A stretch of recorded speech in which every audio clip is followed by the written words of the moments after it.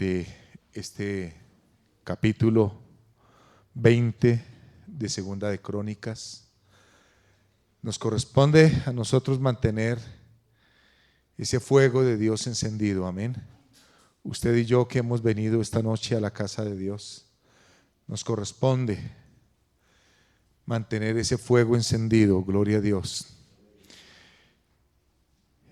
Yo oro y pido a Dios para que Dios despierte en todos nosotros ese deseo para buscar su rostro. ¿Cuántos hermanos? Yo pensaba cuántos hermanitos están allá frente al televisor, cuántos están allá en la casa haciendo oficio, cosas, el frío, ¿sí? ¿Cuántos están dedicados a otras tareas? Cuando lo más lindo y lo más hermoso es la presencia del Señor, amén. Yo cada día me apasiono, me enamoro más del Señor, de su palabra, y cada vez quiero amarlo y bendecirlo, y no es una carga. Yo a veces veo en algunos hermanos como esa carga para congregarse, para orar, para leer la palabra, y yo creo que debe ser una delicia y un deleite, ¿cierto? Segundo libro de Crónicas, capítulo 20, del 1 al 17.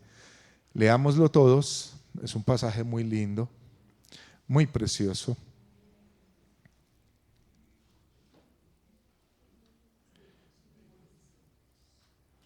Dice en el nombre del Señor Jesús: pasadas estas cosas, aconteció que los hijos de Moab y de Amón, y con ellos otros de los amonitas, vinieron contra Josafat a la guerra.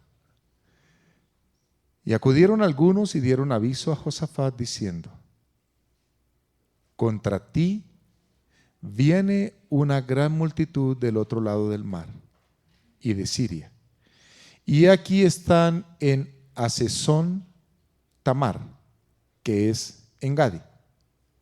Entonces él tuvo temor, y Josafat humilló su rostro para consultar a Jehová, e hizo pregonar ayuno a todo Judá.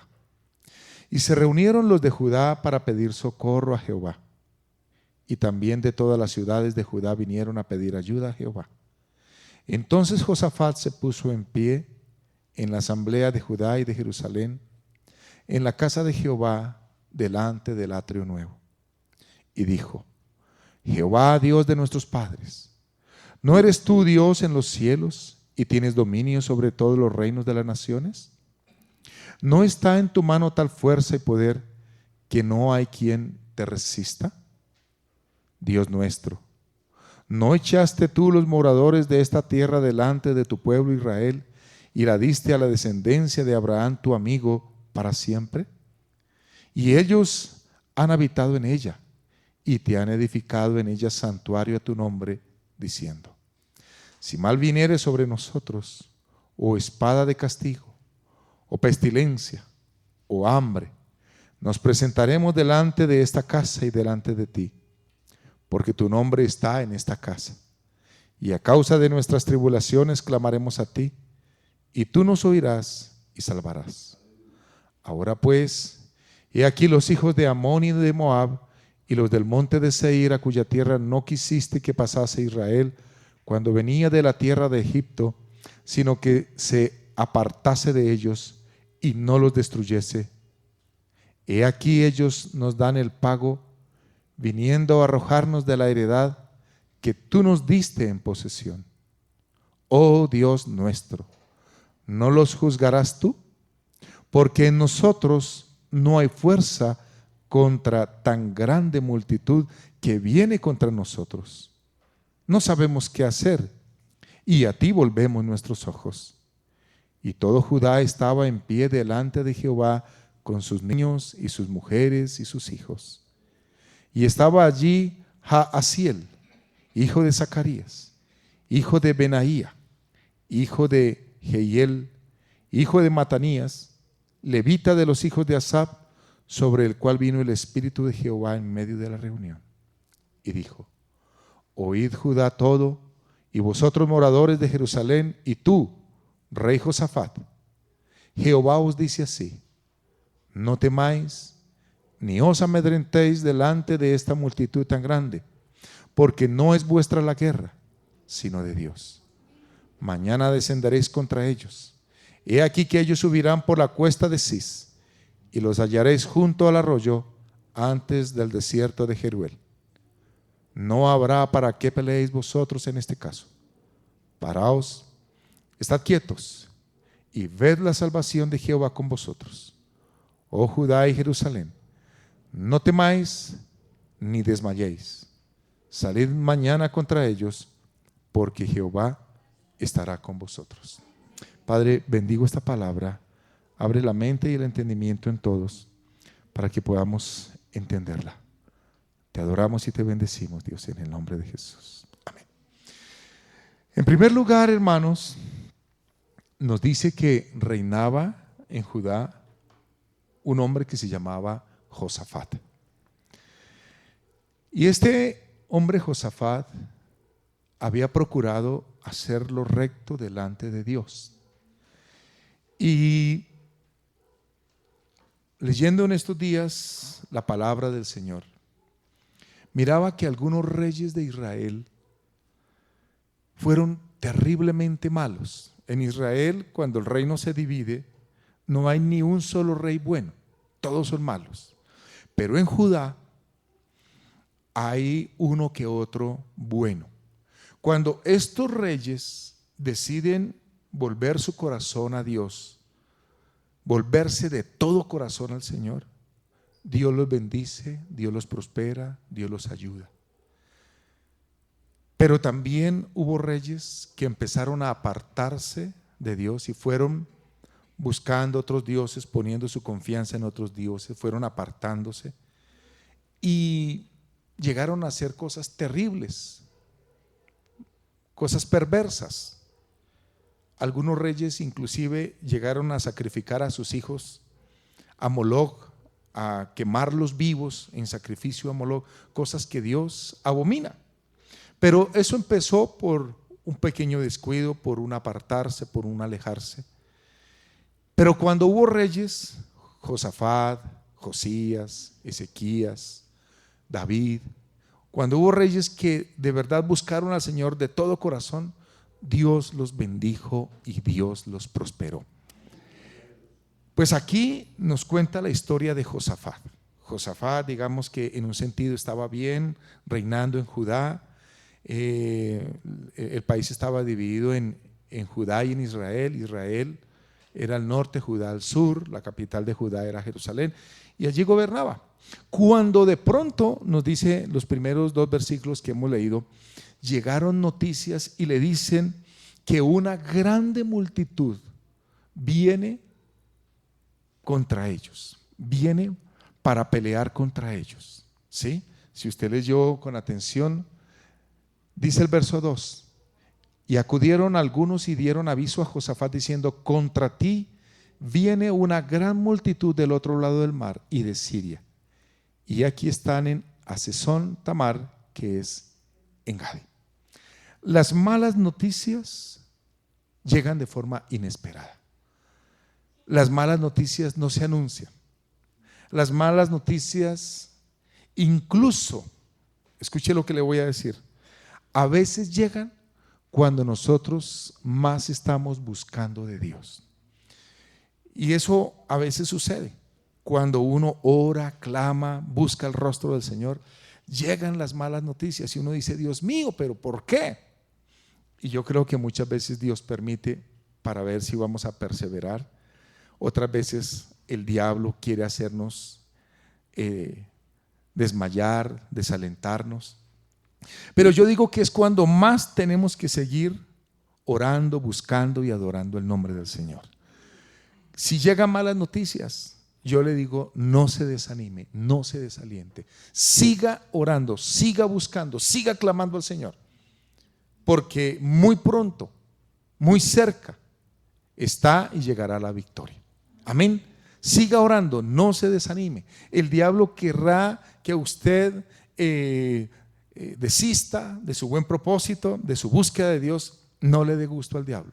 Dios lo permite a ver hasta dónde estamos nosotros dispuestos a buscarlo si es solamente una emoción o si realmente es que estamos interesados y deseosos de obtener la victoria. Aquella época era una época de guerras, donde el más fuerte dominaba, quien tuviera los mejores ejércitos, quien tuviera las mejores armas, los mejores soldados. Esos eran los ejércitos vencedores. Y ellos podían someter a quienes quisieran.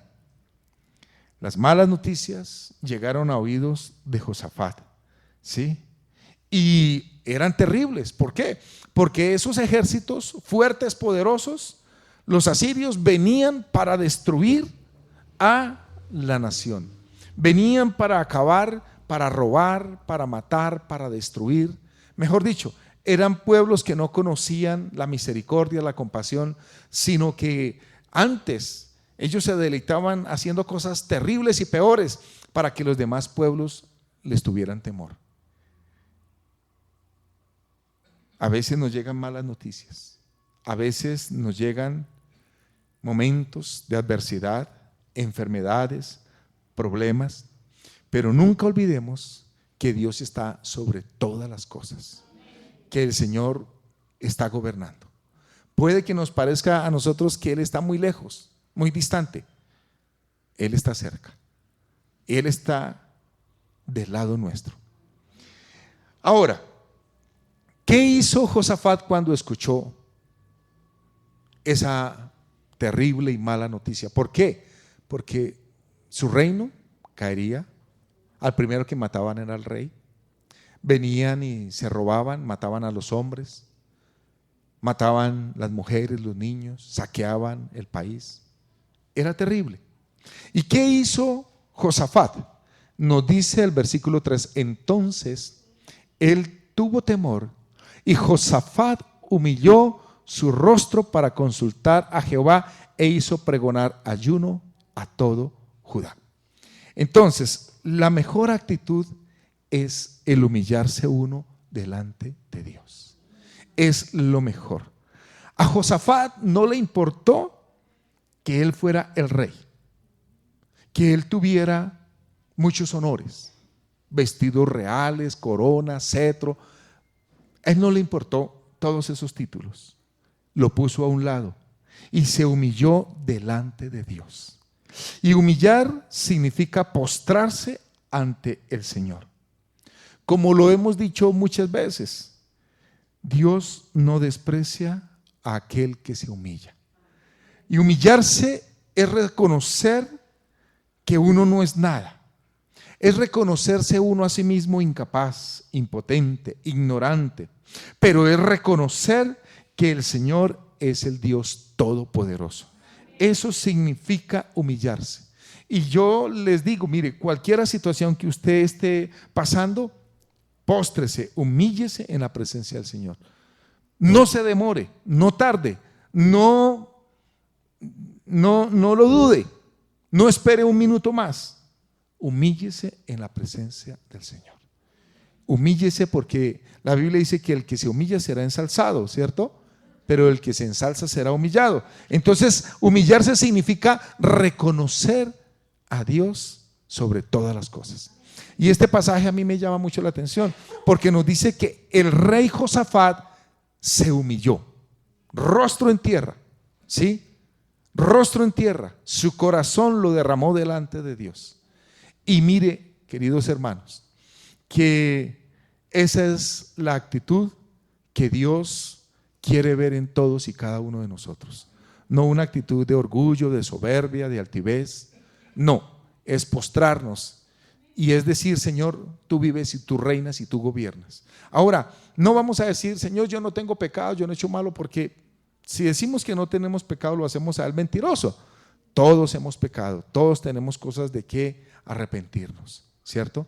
Y puede que no sean cosas de ahora pronto, puede que sean cosas de hace algunos días. Hermanos, humillémonos delante de la presencia del Señor. En tercer lugar, Josafat hace una combinación muy poderosa, y es que él se humilla, él ora y él ayuna. lo dice el mismo versículo.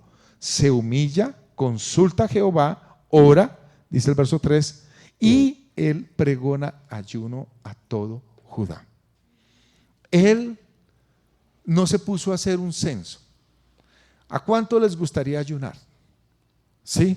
No. Yo veo que en esos momentos lo que hay que hacer es postrarse uno de rodillas y clamar al Señor y rogar a Dios. Y todo el pueblo tiene que hacerlo. Y yo digo toda la iglesia.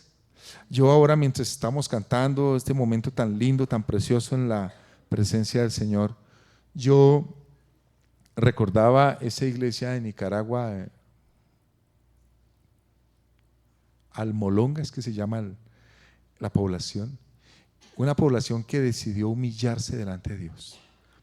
Empezaron a orar, y Dios empezó a derramar su Santo Espíritu. Y los lugares malos de pecado, los cafés, las tabernas, empezaron a ser cerradas. Y llegó a tal punto que tuvieron que cerrar las cárceles porque no había presos. Fue tanta la presencia de Dios, la misericordia de Dios, que no había pecado, entonces no había para qué utilizar las cárceles, entonces las dedicaron a centros sociales, para celebrar matrimonios, para otras actividades en bien de la comunidad. Entonces yo digo, mire, si la iglesia, nosotros aquí, nos humilláramos delante de Dios, muchos de estos negocios, por no decir todos, serían clausurados, cerrados. El poder de Dios se derramaría. Pero yo no sé por qué no tomamos conciencia. No tomamos conciencia. A veces pensamos que porque tenemos ya un trabajo, porque tenemos una vivienda, un transporte, ya no necesitamos más. Y a veces Dios nos lleva a situaciones como Josafat, nos encierra en esos callejones sin salida, y nos toca humillarnos, nos toca orar, nos toca ayunar. Yo digo que deberíamos era más bien mantener esa comunión en la presencia del Señor. Estos tres elementos son de una gran efectividad ante la presencia de Dios. ¿Sí? Y yo no veo un solo caso en la Escritura en el que el Señor haya menospreciado a alguien quien se haya humillado. ¿Sí? Incluso veía de un rey, que el rey Ezequías, Dios le dice: ordena tu casa porque vas a morir. Y este rey se humilla, clama a Dios, y Dios extiende su vida por 15 años más. Otro rey, Manasés, que fue un rey también muy malo, y otros reyes terribles, perversos, fueron tomados y llevados en cautiverio a otras naciones por los sirios, por los asirios, pero desde allí oraron y clamaron al Señor, se humillaron, y Dios los restauró, y Dios los volvió a su tierra, a su nación, los bendijo, los prosperó.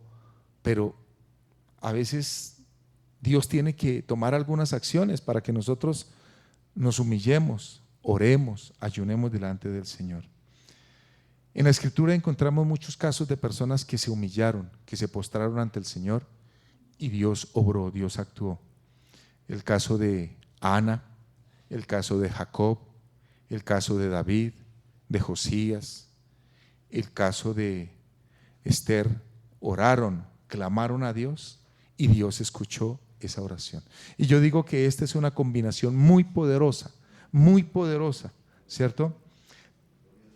Todos estos ejemplos que he mencionado nos enseñan que si uno se humilla y ora a Dios, Nehemías fue otro, Dios escucha y el Señor no los deja avergonzados. En ninguno de esos casos Dios dejó avergonzado a nadie. ¿cierto? Y el humillarse, el orar, el ayunar es más efectivo que quejarse, que lamentarse, que ponerse uno triste, que llenarse uno de amargura o resignación. Lo mejor es uno humillarse en la presencia del Señor. Y si a eso le mezcla un cuarto ingrediente que es adoración, todavía la bendición será mucho mejor. Y aquí encontramos en el versículo 6 un modelo de una oración muy linda. Ya la leímos, pero yo quiero volver a leerla para que nos demos cuenta lo que dice la palabra del Señor. Versículo 6. Y dijo el rey Josafat: Jehová, Dios de nuestros padres. Mire cómo él se dirige al Señor. ¿No eres tú Dios en los cielos y tienes dominio sobre todos los reinos de las naciones? ¿No está en tu mano tal fuerza y poder que no hay quien te resista? Le está dando a Dios el lugar que le pertenece al Señor. Está diciendo: Dios, tú reinas y tú gobiernas sobre todo, Señor. No hay un Dios más grande que tú, Señor. Verso 7. Dios nuestro, ¿no echaste tú los moradores de esta tierra delante de tu pueblo Israel y la diste a la descendencia de Abraham tu amigo para siempre? Entonces ahora está recordando ¿qué? Las proezas de Dios. ¿Sí? Y yo estos días que he estado orando un ratico en la presencia del Señor, yo decía: Señor, tú detuviste el cielo, el sol, la luna, para dar victoria a tu pueblo. Tú separaste las aguas del mar, del río, del Jordán también, para dar victoria al pueblo de Israel. Y yo recordaba una a una, yo tomé un buen rato recordando todas esas hazañas, todas esas proezas, cosas que van, digamos, contra la naturaleza. Pero Dios las hizo ¿para qué? Para salvar a su pueblo. Yo recordaba un pasaje cuando en Israel hay una hambruna espantosa, espantosa, y viene el profeta y dice: mañana a estas horas la comida sobreabundará. Y un hombre por allá, todo soberbio, dice: ¡ja! Eso no va a suceder, así Dios lo quisiera, no va a suceder. Y el profeta le dice: lo verás con tus propios ojos, pero no lo degustarás. Y entonces nos dice que Dios hizo que en el campamento de los sirios, asirios y otros, a la medianoche ellos escucharan el sonido de un ejército que los invadía. ¿Sí? Yo me imagino, yo pienso, todos esos ángeles haciendo ruido, ¿sí? Tal vez zapateando contra la tierra. Y dice que ellos escucharon y se llenaron de temor, de miedo, y salieron corriendo y abandonaron todo y dejaron todas sus provisiones, toda su tierra. Y entonces habían unos leprosos, no me acuerdo si eran 2 o 3. 2, 3. Y entonces dice que ellos les picó irse al campamento, y cuando llegaron encontraron eso solo y las provisiones, y ellos empezaron a comer, sacaron ropa, sacaron bienes, se fueron, los guardaron, volvieron al rato, otra vez comieron, mejor dicho, hicieron fiestas, ¿sí? Y después dijeron: oiga, no está bien lo que estamos haciendo, vamos a decirle a la gente en Israel, porque, ¿sí? Y se fueron y les dijeron, y todo el pueblo al principio tuvieron temor que eso no era así, pensaron que los ejércitos enemigos estaban escondidos. Y entonces dicen: no, y entonces mandaron algunos y fueron y miraron, no, sí es cierto, no hay nadie. Y entró todo Israel y comió, y aquel hombre estaba a la puerta cuando pasó toda la multitud en esa hambre, en ese desespero, y dice que lo pisotearon y murió allí.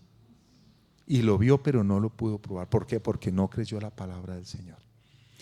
Entonces, mire cómo Dios obra. Hizo que esos enemigos escucharan el ruido de ejércitos que los invadían. Y aparte de eso añadió temor sobre esos corazones, miedo, y ellos salieron en desbandada. ¿Hay alguna cosa imposible para Dios? No lo hay. Pero vuelvo y les digo, ¿qué tenemos que hacer nosotros? Humillarnos, orar, ayunar, alabar al Señor. Y Dios hace lo que Él tiene que hacer. Bendito su santo nombre. Dice más, versículo 9: si mal viniere sobre nosotros, o espada de castigo, o pestilencia, o hambre, nos presentaremos delante de esta casa y delante de ti, porque tu nombre está en esta casa, y a causa de nuestras tribulaciones clamaremos a ti, y tú nos oirás y salvarás. Él le está diciendo, esas fueron palabras dichas por Salomón. Cuando Salomón construyó el templo, dijo estas palabras. Y este hombre Josafat recordó esas palabras y oró y clamó. Y yo digo, mire, si nosotros aquí en la iglesia nos uniéramos a orar, Dios mío, el derramamiento del Espíritu de Dios sería cada vez mayor. Por eso yo animo a toda la iglesia, a los hermanos, a que vengan, a que busquemos el rostro de Dios. No nos conformemos con que ya tenemos un trabajo, ya tenemos una provisión, el vestido, el abrigo, el sostenimiento. Dios tiene mucho más para nosotros. Y dice, ahora pues, versículo 10, he aquí los hijos de Amón y de Moab y los del monte de Seir, a cuya tierra no quisiste que pasase Israel cuando venía de la tierra de Egipto, sino que se apartase de ellos y no los destruyese. He aquí, ellos nos dan el pago, viniendo a arrojarnos de la heredad que tú nos diste en posesión. Oh Dios nuestro, ¿no los juzgarás tú? Porque en nosotros no hay fuerza contra tan grande multitud que viene contra nosotros. No sabemos qué hacer y a ti volvemos nuestros ojos. Esta oración que hace Josafat es muy linda, es muy preciosa. Y él le dice, Señor, nosotros no sabemos qué hacer con esta gente. Es un ejército grande, numeroso. No tenemos cómo enfrentarnos. Y es muy lindo reconocer que uno no puede, pero que Dios lo puede todo, ¿cierto? Que necesitamos del Señor siempre. Y ya para concluir, la respuesta del Señor, versículo 14. Y estaba allí Jaasiel, hijo de Zacarías, hijo de Benaía, hijo de Jehiel, hijo de Matanías, levita de los hijos de Asaf, sobre el cual vino el Espíritu de Jehová en medio de la reunión, y dijo: oíd Judá todo, y vosotros moradores de Jerusalén, y tú, rey Josafat, Jehová os dice así: no temáis, ni os amedrentéis delante de esta multitud tan grande, porque no es vuestra la guerra, sino de Dios.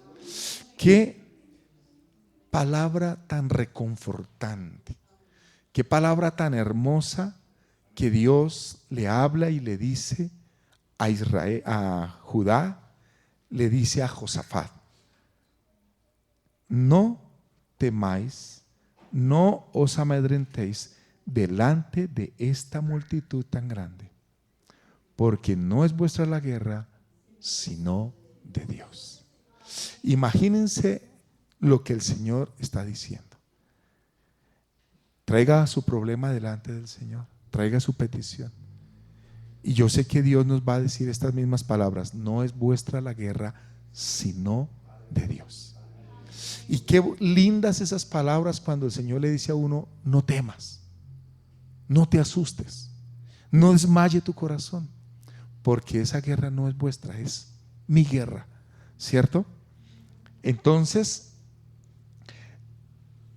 la respuesta ante todas esas plegarias vino por medio de este profeta, alguien quien conocía la voz de Dios, ¿cierto? Y fueron palabras de ánimo y palabras de aliento. Y el Señor le dice, versículo 16: mañana descenderéis contra ellos. He aquí, Ellos subirán por la cuesta de Cis y los hallaréis junto al arroyo antes del desierto de Jeruel. Y le dice: no habrá para qué peleéis vosotros en este caso. Paraos, estad quietos y ved la salvación de Jehová con vosotros. Oh Judá y Jerusalén, no temáis ni desmayéis. Salid mañana contra ellos, porque Jehová estará con vosotros. Queridos hermanos, no hay nadie que pueda cambiar los planes del Señor. El Señor nunca ha perdido una guerra. El Señor nunca ha estado en una situación en la que Él no sabe qué hacer. No, Dios es muy lindo y el Señor da la victoria y les prometió las victorias sin que ellos tuvieran que mover un dedo, empuñar una espada, nada. Y mire cuántas proezas nos cuenta la palabra del Señor cuando Dios le dio victoria a su pueblo, ¿cierto? Pero yo digo que la primera batalla que tenemos que luchar nosotros es en oración, es de rodillas, es en la presencia del Señor. Es la primera batalla. Nos humillamos delante del Señor, nos postramos delante de Dios y el Señor ya, Él hace lo que Él tiene que hacer. No pensemos cómo. A veces nosotros nos ponemos a pensar: Dios mío, pero ¿cómo? No, el cómo es de Dios. El qué es de nosotros. ¿Qué debemos hacer nosotros? Orar, humillarnos. Cada momento que tengamos para orar, para estar en la presencia del Señor, para estar de rodillas, hagámoslo. Porque asegurémonos en primer lugar que Dios esté con nosotros. Ya de ahí en adelante lo que nos cuenta el resto del capítulo, sí, el 18 y en adelante, usted lo puede leer, ojalá llegue a la casa, lo lea, cómo Dios le dio la victoria a su pueblo. ¿Sí? Vuelvo y repito, la primera batalla que tenemos que librar nosotros es en oración, es humillarnos. Es la primera batalla. ¿Sí? ¿Usted quiere respuestas?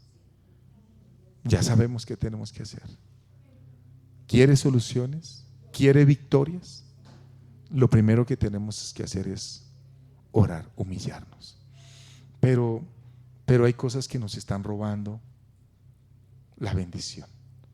Hay cosas que nos tienen entretenidos, enredados. ¿Sí? Y nada es tan efectivo como la oración misma. Póngase de pie. Dígale: Señor, el Dios que ayudó a Josafat es el mismo Dios. Voy a pedirle favor a Raquel que nos dirija en un coro que dice: hay una necesidad.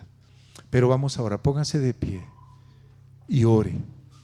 Dígale: Señor, el Dios que estuvo con Josafat, que venció a todo ese ejército, es el Dios que está conmigo hoy. Es el Dios que está con nosotros hoy. Dígale: Señor, yo no sé qué hacer en mi necesidad, en mi problema. Dígale eso al Señor. Dígale: Dios, tengo una necesidad muy grande y no sé qué hacer, pero tú siempre sabes qué hacer. Actúa en mi favor. Dígaselo. Actúa en medio de mi problema, en mi necesidad. Dígale: en mi enfermedad, Dios, ya no sé qué hacer, Dios, ya no sé qué hacer, Señor, pero tú siempre sabes qué hacer. Dígale: Señor, dame la victoria, como le diste la victoria al rey Josafat, quien dispuso su corazón para humillarse, para orar, para ayunar. para reconocer tu grandeza, tu poder y tu majestad. Así lo hacemos nosotros. Dígaselo. ¿Cuál es su problema? ¿Cuál es su necesidad? ¿Cuál es su petición? Dígasela. No me mire a mí, no mire al que está a su lado. Mire al Señor. Dígale: Dios, Dios, te necesito. Dígale: Dios, te necesito. Dígale: Dios, no sé qué hacer, no sé qué camino tomar, pero ahora sé, Dios, que tú eres el Todopoderoso, el gran yo soy. Dígaselo a Él. Oh Rey del cielo y de la tierra, oh Rey Jesús, en esta noche te lo pedimos, Dios. Actúa, muévete, Dios, muévete, Señor, en mi necesidad. Muévete, Dios, dígaselo. Levante su voz y dígale: Señor, te necesito, provéeme. Te necesito, Dios.